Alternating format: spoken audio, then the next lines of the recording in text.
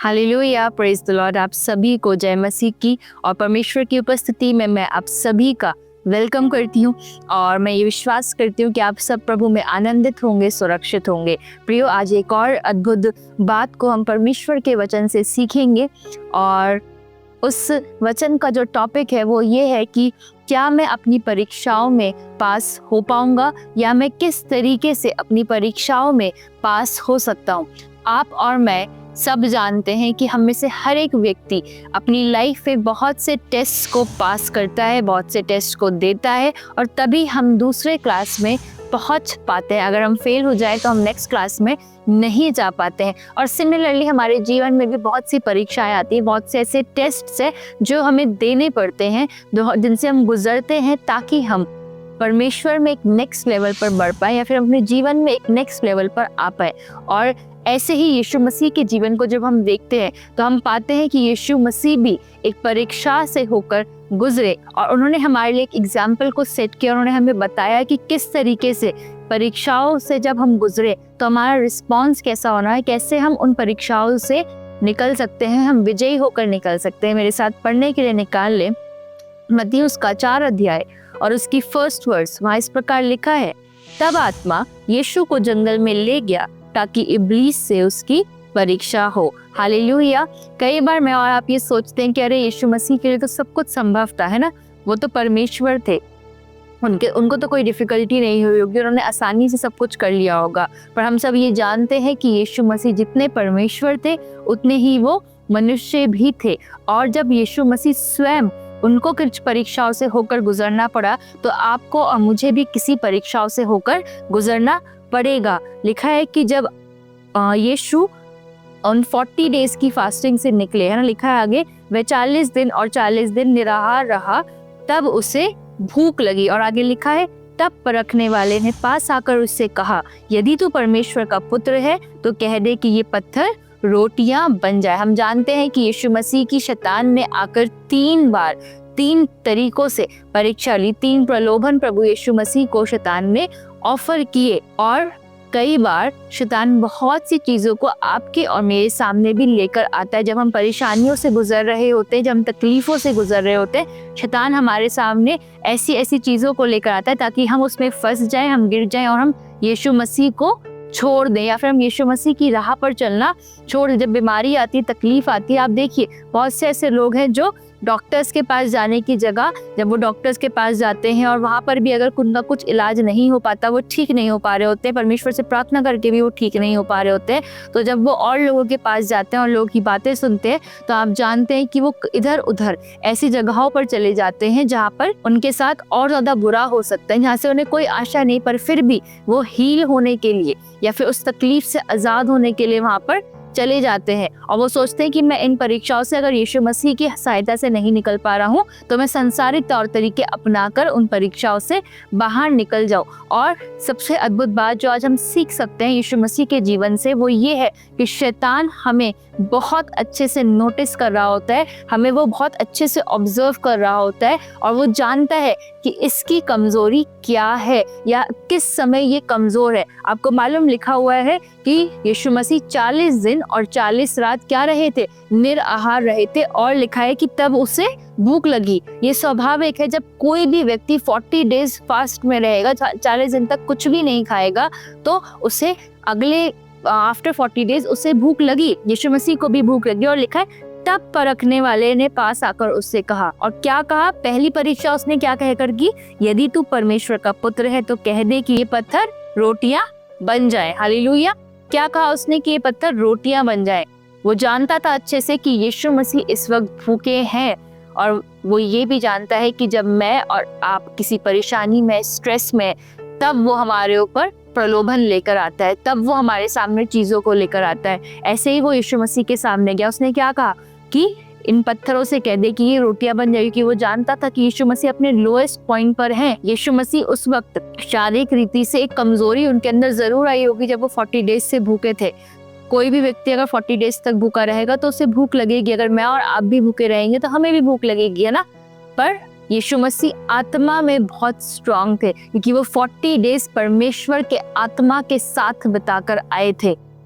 और आत्मा उन्हें स्वयं जंगल में लेकर गया था कि उनकी परीक्षा हो। ऐसे जब आप बहुत फास्टिंग कर रहे होते हैं, आप बहुत अच्छा प्रार्थना जीवन जी रहे होते हैं, आप बहुत समय परमेश्वर के साथ बिता रहे होते हैं, तो कई बार परमेश्वर का आत्मा आपको भी उन परीक्षाओं से लेकर जाता है। आप सोचकर देखिए ना, कई बार ऐसा होता है बहुत प्रार्थना कर रहे होते हैं, बहुत वचन पढ़ रहे होते हैं, बहुत संगति में रह रहे होते हैं, पर तभी कोई बड़ी विपत्ति आपके ऊपर आ जाती है और कहीं ना कहीं मन में सवाल आता है, ओ प्रभु, मैं तो बहुत से आपके साथ था, आपकी आराधना कर रहा था, उपवास कर रहा था, प्रार्थना कर रहा था, फिर ये परेशानी मुझ पर क्यों आ गई। पर आज वचन हमें सिखाना चाहता है कि जब हम आत्मा से भरे होते हैं, जब हम परमेश्वर के साथ समय बिताकर आए होते हैं, उसके बाद ही हमारी असली परीक्षा आरंभ होती है, जैसे कि यीशु मसीह की हुई।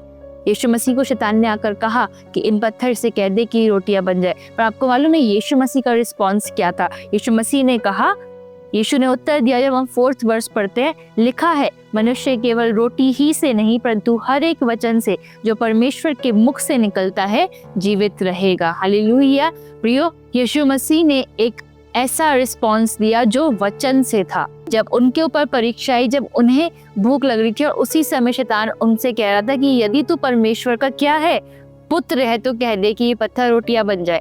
ऐसे ही जब हम परेशानियों में होते हैं, जब अपने वीकेस्ट पॉइंट पर होते हैं, शैतान हमारे पास भी आता है, चाहे वो लोगों के द्वारा है, चाहे वो थॉट्स में हमारे डाले कि तू ऐसा काम कर ले, है ना, अरे तू तो परमेश्वर का बेटा है, तू तो परमेश्वर की बेटी, तू तो उससे बहुत प्रार्थना करती है, बहुत उपवास करती है, तू ऐसा कर कि तू ऐसी अपनी अथॉरिटी को यूज कर ले, है ना, गलत तरीके अपना ले। पर यीशु मसीह ने क्या कहा? यीशु मसीह ने कहा कि मनुष्य केवल रोटी ही से नहीं वरन हर एक उस वचन से जो परमेश्वर के मुख से निकलता है जीवित रहेगा।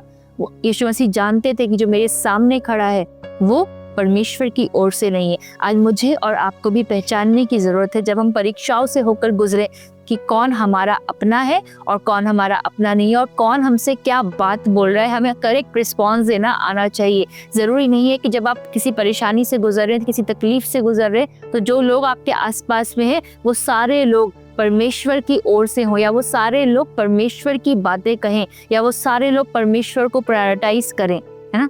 पर यीशु मसीह ने परमेश्वर के वचन को महत्व दिया, उन्होंने परमेश्वर के वचन से लड़ाई करी, है ना। परमेश्वर के वचन को इस्तेमाल करके शैतान से वो लड़े। और आपको और मुझे भी यही सीखने की जरूरत है। जब भी परीक्षाएं, हमें वचन का इस्तेमाल करना है। अगर वो थॉट डाले कि तुझे डिप्रेशन हो रहा है, या अगर वो ये थॉट डाले कि तू इस समस्या से कभी बाहर नहीं आ सकता, तेरी गरीबी कभी से दूर नहीं हो सकता, तो तेरी जो ये बीमारी है सदा बनी रहेगी, तब आप क्या करें? तब आप परमेश्वर के वचन को इस्तेमाल करें। और परमेश्वर के वचन को इस्तेमाल करके कहें, शैतान तो झूठा है, मेरे परमेश्वर के वचन में ऐसा लिखा है कि मैं चंगा रहूंगा, है ना। उसने मुझे आशीषित किया। आपको ऐसे इस्तेमाल करना है वचन को, जैसे यीशु मसीह ने किया। और आगे भी लिखा है, फिर दूसरी बार उसने परीक्षा ली। उसने लिखा है, तब इब्लीस उसे पवित्र नगर में ले गया और मंदिर के कंगूरे पर खड़ा किया और उससे कहा, यदि तू परमेश्वर का पुत्र है तो अपने आप को नीचे गिरा दे, क्योंकि लिखा है, वो तेरे विषय में अपने स्वर्गदूतों को आज्ञा देगा और वो तुझे हाथों हाथ उठा लेंगे, कहीं ऐसा ना हो कि तेरे पाँव में पत्थर से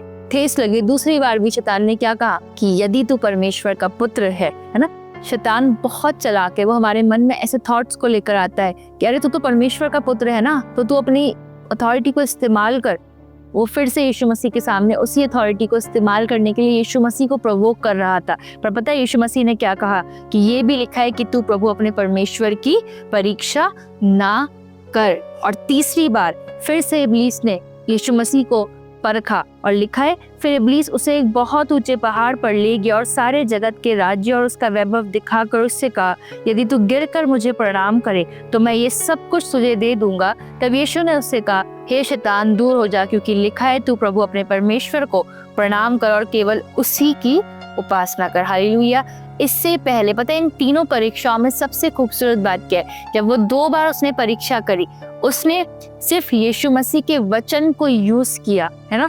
उसने प्रगट में आकर ये नहीं कहा कि मुझे दंडवत कर। वो एक अलग फॉर्म में आकर फंसाने की कोशिश कर रहा था यीशु मसीह को। पर तीसरी बार क्या हुआ? तीसरी बार उसने क्लियरली कह दिया कि तू मुझे प्रणाम कर, तू मुझे दंडवत कर, तो मैं तुझे ये सब कुछ दे दूंगा। और तब यीशु मसीह ने कहा कि हे शैतान, तू मुझसे दूर हो जा। तो यानी कि जब आपके ऊपर परीक्षा आए, जब आप इन परीक्षाओं से गुजरे, आप परमेश्वर के वचन को इस्तेमाल करें। पर जब आपको सामने सब कुछ क्लियरली दिख रहा हो, कई बार हम समझ नहीं पा रहे होते हैं कि ये चीजें शैतान की ओर से है या फिर कोई मनुष्य की ओर से या परमेश्वर की ओर से है। इसलिए हमारे लिए बहुत जरूरी, यीशु मसीह जानते थे कि शैतान उनकी परीक्षा कर रहा है, पर उसने दोनों बार परमेश्वर का नाम यूज करा। पर तीसरी बार उसने क्या किया? तीसरी बार उसने क्लियरली कह दिया कि मुझे प्रणाम कर। और कई बार ऐसा ही होगा, है ना, सिचुएशंस आपके ऊपर इतनी हावी हो जाएंगी कि शैतान आपके मन में इतना ज्यादा थॉट डालेगा कि तो मुझे चुन ले या परमेश्वर को चुन ले।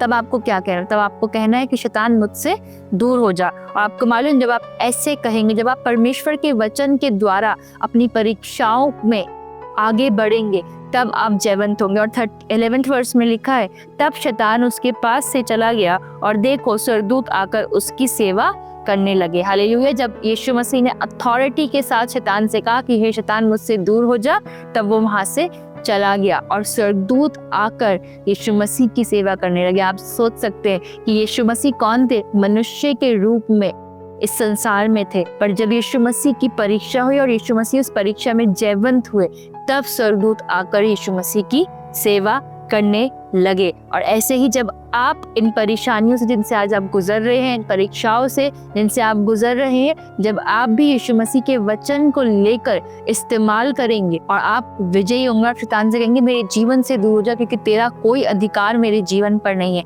तब आप भी विजयी हो जाएंगे। ऐसे यीशु मसीह हुए और जैसे यीशु मसीह की सेवा स्वर्गदूत करने लगे, ऐसी बहुत सी बरकतें आप यीशु मसीह के द्वारा अपने जीवन में पाएंगे। और जब हम 17th वर्ष पढ़ते हैं, लिखा है, उस समय से यीशु ने प्रचार करना और ये कहना आरंभ किया, मन फिराओ क्योंकि स्वर्ग का राज्य निकट आया है। हालेलुया। जब आप फुल्ली प्रिपेयर्ड हो जाएंगे इन परीक्षाओं से गुजर के, आपको मालूम परीक्षाएं भी किन लोगों की हो रही है? वो लोग जो आत्मा में तैयार हो रहे हैं इन अंतिम दिनों में। हर एक की परीक्षा प्रभु नहीं करते, हर एक को प्रभु यीशु मसीह परीक्षाओं से होकर गुजरने नहीं देते हैं। कुछ ऐसे लोग हैं जो उसके साथ समय बिताते हैं, जो उसका वचन पढ़ते हैं, जो उपवास करते हैं, प्रभु उन्हीं को परखता है ना, वो अलाउ करता है, ठीक है इनको परखो क्योंकि वो जानते हैं कि जब ये इन परीक्षाओं से होकर गुजरेंगे तब ये और ज्यादा स्ट्रांग और ज्यादा मजबूती के साथ आएंगे और तब परमेश्वर हमें वो देंगे जो उन्होंने हमारे लिए रखा हुआ है। तब हम उस बड़ी कॉलिंग को पूरा कर पाएंगे जैसे कि यीशु मसीह कर पाए। जब वो उन परीक्षाओं से होकर गुजर गए, जब उन्होंने 40 डेज की फास्टिंग कर ली, आत्मा में मजबूत हो गए वो, तब लिखा है कि वो फिर प्रचार करने लगे। और आप भी ऐसे ही होगा, जब आप अपनी इन परीक्षाओं में विजयी होंगे तब परमेश्वर आपको बड़ी कॉलिंग के लिए इस्तेमाल करेगा। हालेलुया। आज होने पाए, अगर आप भी किसी परीक्षाओं से गुजर रहे हैं, किसी तकलीफों से गुजर रहे हैं और शैतान आपके मन में बहुत सारे ख्यालों को लेकर आ रहा है कि तू तो परमेश्वर के साथ बड़ा ईमानदार है, फिर भी ये समस्या क्यों है, फिर भी लोग तेरा विरोध क्यों कर रहे हैं, फिर भी बीमारी क्यों बनी हुई है, तब आप उससे कहें वचनों का इस्तेमाल करके कि मैं यीशु मसीह में सब कुछ कर सकता हूँ, है ना, वो मुझे सामर्थ देता है, वो मुझे बल देता है। और परमेश्वर के साथ बने रहें, कभी भी शैतान को ना चुने, शैतान को अवसर ना दे। वो आएगा बार बार, है ना, ख्याल डालेगा आपके मन में। उसने यीशु मसीह के मन में भी ख्याल डाले, वो यीशु मसीह के सामने भी आया, पर यीशु मसीह जानते थे कि इसे कैसे भगाना है।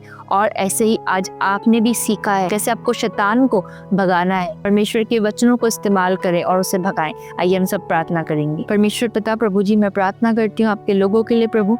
चाहती हूँ पिता, अगर ये किन्हीं भी परीक्षाओं से गुजर रहे हैं पिता, आप इनकी सहायता करें प्रभु। प्रभु अपने वचनों से इन्हें भरें, ये आपके वचनों को पढ़ने वाले जन बन जाएं परमेश्वर। ये आपके वचन को पढ़ें पिता, ताकि प्रभु वो वचन इनके मनों में रहने पाए और जब ये परीक्षाओं से गुजरें प्रभु, ये उस वचन के द्वारा शैतान को हराने पाए प्रभु। प्रभु आप इन्हें ब्लेस करें, इनको अच्छा मजबूत प्रार्थना जीवन दे परमेश्वर। प्रभु आप इनकी परिस्थितियों को बदले, आप इनकी परीक्षाओं में इनको जयवंत करें पिता, ताकि प्रभु ये उस बड़े रिवॉर्ड को प्रभु यीशु मसीह पाने पाए जो आपने इन सब के लिए रखा है। प्रभु आप इनके परिवारों को भी ब्लेस करें परमेश्वर। सारी बातों को आपके हाथों में सौंपती हूँ और इस प्रार्थना को प्रभु यीशु मसीह के नाम से मांगती हूँ, आमीन। हालेलुया।